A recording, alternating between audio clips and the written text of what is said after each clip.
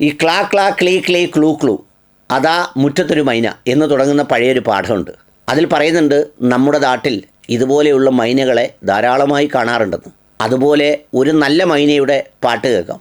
വെറും മൈന അല്ല, മൈലാഞ്ചിപ്പുഴയുടെ തീരത്ത് എന്ന് പറയുന്ന പാട്ട് എപ്പോഴും പാരമ്പര്യമായി പാടുന്ന ഒരു മൈന. ഇവൻ്റെ വാക്കുകൾ കേൾക്കുമ്പോൾ നിങ്ങൾക്കാർക്കെങ്കിലും ഇവനെന്തേ മൈക്കിൻ്റെ മുന്നിൽ ഒരു വീട്ടിലിരിക്കുന്നു, യഥാർത്ഥത്തിൽ ഏതെങ്കിലും കൂട്ടിൽ കിടക്കുന്ന പട്ടിയെ തുറന്നു വിട്ടിട്ട് അവിടെ കയറി സ്വയം കിടന്നുകൂടെ എന്ന് ചിന്തിച്ചാൽ നിങ്ങൾ അങ്ങനെ ചിന്തിക്കുന്ന മനസ്സിനെക്കുറിച്ച് ഓർത്ത് അഭിമാനിക്കണം. കാരണം നിങ്ങളുടെ മനസ്സിൽ അല്പമെങ്കിലും നന്മ ബാക്കിയുണ്ട് എന്നുള്ളതാണ്. ഇവനെപ്പോലെയുള്ള കുറേ ക്ഷുദ്രജീവികൾ ഈ സമൂഹത്തിൽ ഈ അടുത്ത സമയത്തായി രൂപം കൊണ്ടതാണ്. കഴിഞ്ഞ ദിവസം നമ്മുടെ മനാഫ് അർജുന് വേണ്ടി കാത്തു നിൽക്കുന്നത് കണ്ടപ്പോൾ റഫീഖ് അഹമ്മദ് എഴുതിയത്, മനാഫ് താങ്കളൊക്കെ ഉള്ളതുകൊണ്ടാണ് ഭൂമി അതിൻ്റെ അച്ചുതണ്ടിൽ നിന്ന് പിണങ്ങി തെറിച്ച് പോകാതിരിക്കുന്നത് എന്നാണ്. ജോയി മാത്യു എഴുതിയത്, സൗഹൃദത്തിൻ്റെയും സാഹോദര്യത്തിൻ്റെയും പുതിയ പര്യായപദമാണ് മനാഫ് എന്നാണ് എഴുതിയത്. എന്നാൽ യവനെയൊക്കെ സംബന്ധിച്ചിടത്തോളം അത്തരം സൗഹൃദങ്ങളോ അത്തരം കാര്യങ്ങളോ ഒന്നും അവനൊരു വിഷയമേ അല്ല. യവനൊക്കെ ഏതെങ്കിലും തരത്തിൽ എന്തെങ്കിലും പറഞ്ഞ് യവനൊക്കെ ജീവിക്കണം. യവനെയൊക്കെ ഈ പറയുന്ന സൃഷ്ടിക്കുന്ന നേരത്ത് മാതാപിതാക്കൾ ഒരല്പം ചിലവ് വരുമെങ്കിലും ഒരു ചെറിയ മുൻകരുതൽ എടുത്തിരുന്നെങ്കിൽ യവനെപ്പോലെയുള്ള ഈ പറത്തെണ്ടികളെയൊന്നും ഈ സമൂഹം സഹിക്കേണ്ടി വരില്ലായിരുന്നു. എന്തെങ്കിലും ഒരു സംഭവം ഉണ്ടാകുമ്പോൾ അതിലൊരു പേര് കിട്ടിയാൽ ഇവനൊക്കെ വന്നു നിന്നങ്ങ് പറച്ചിലാണ്. അത് കേൾക്കാനിരിക്കുന്ന കുറച്ച് വായ്നോക്കികളും പരട്ടകളും നമ്മുടെ സമൂഹത്തിലുമുണ്ട്.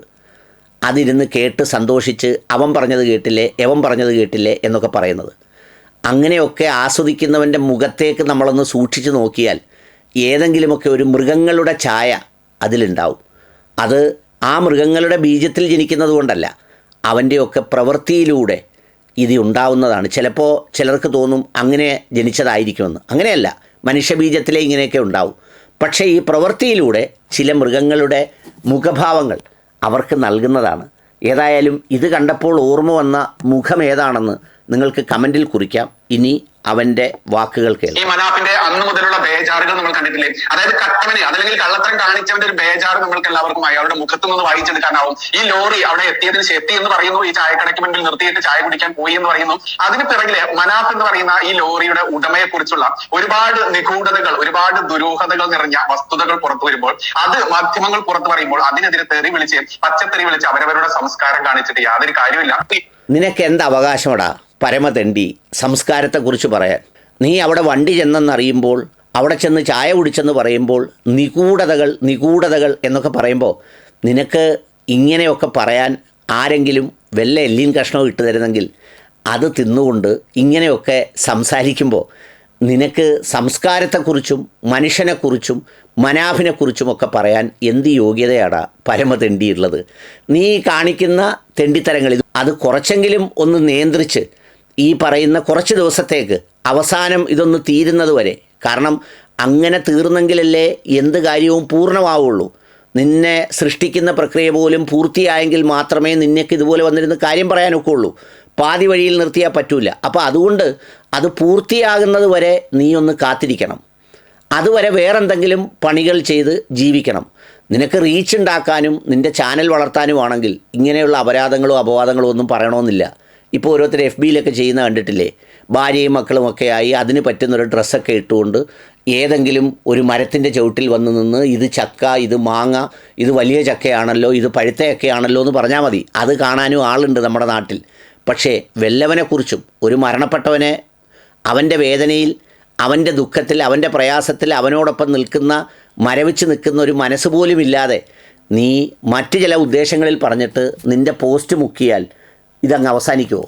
ബാക്കിയൂടെ കേട്ടോളൂ, കാരണം ഇപ്പൊ കേൾക്കാനൊരു സുഖമുണ്ട്. അതിനെതിരെ തെറി വിളിച്ച് പച്ചത്തെറി വിളിച്ച് അവരവരുടെ സംസ്കാരം കാണിച്ചിട്ട് യാതൊരു കാര്യമില്ല. എന്ത് സംസ്കാരം നിനക്ക്? കോടിക്കണക്കിന് രൂപ ചെലവഴിച്ചുകൊണ്ട് തപ്പ് എന്ന് പറഞ്ഞ് തപ്പേണ്ട ആവശ്യമുണ്ടായിരുന്നു. അത് മനാഫിന്റെ ആവശ്യം മാത്രമായിരുന്നു. വരും നാളുകളിൽ ഈ മനാഫിന്റെ സകല ഉടായ്പകൾ ഉണ്ടെങ്കിൽ അത് പൂർണ്ണമായിട്ട് പുറത്തു വരിക തന്നെ ചെയ്യണം. ഈ അർജുന്റെ കുടുംബത്തെ പറഞ്ഞു തെറ്റിദ്ധരിപ്പിച്ചതാണോ 2 ദിവസം മൊബൈൽ റിംഗ് ചെയ്തോ എന്നുള്ളത് കണ്ടെത്തുക തന്നെ വേണം. കാരണം അങ്ങനെ 2 ദിവസം മൊബൈൽ റിംഗ് ചെയ്തിട്ടുണ്ടെങ്കിൽ അർജുൻ ഒരിക്കലും വെള്ളത്തിലോ അതല്ലെങ്കിൽ ഈ മണ്ണിനോ അടിയിലോ പോയിട്ടില്ല.